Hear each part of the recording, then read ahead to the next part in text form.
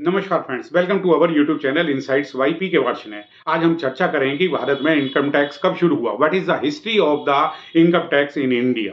दुनिया के लगभग सभी देशों में इनकम टैक्स को लेकर कानून बना हुआ है। हमारे देश भारत में भी इनकम टैक्स को लेकर के कानून बने हुए हैं। भारत में इनकम टैक्स हमेशा से ही नहीं रहा है, ये भारत में अंग्रेजों की देन है और इसकी शुरुआत होती है 163 साल पहले 24 जुलाई सन 1860 को, जब सर जेम्स विल्सन ने भारत में इनकम टैक्स को इम्प्लीमेंट यानी लागू किया था। 1857 के विद्रोह में ब्रिटिश एम्पायर को बहुत सारा नुकसान हुआ और उनके पास पैसे की कमी हो गई और यह योजना उस नुकसान की भरपाई के लिए शुरू की गई थी। 1922 में टैक्स कलेक्शन के सामंजस्य के लिए एक डिपार्टमेंट की स्थापना करी गई। इनकम टैक्स एक्ट 1922 में कई इनकम टैक्स एडमिनिस्ट्रेशंस के लिए एक सेपरेट से नामकरण पेश किया गया। इसके बाद 1939 में अमेंडमेंट किया गया। एडमिनिस्ट्रेशन से संबंधित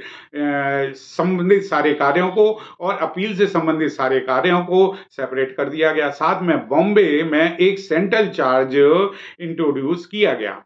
चूंकि इनकम टैक्स पहली बार 1860 में 24 जुलाई को एक ड्यूटी के रूप में लगाया गया था, तो 2010 में फाइनेंस मिनिस्ट्री ने इस लेवी की स्थापना के उपलक्ष्य में 24 जुलाई को इनकम टैक्स डे या इनकम टैक्स फाइलिंग डे के रूप में डिक्लेयर किया।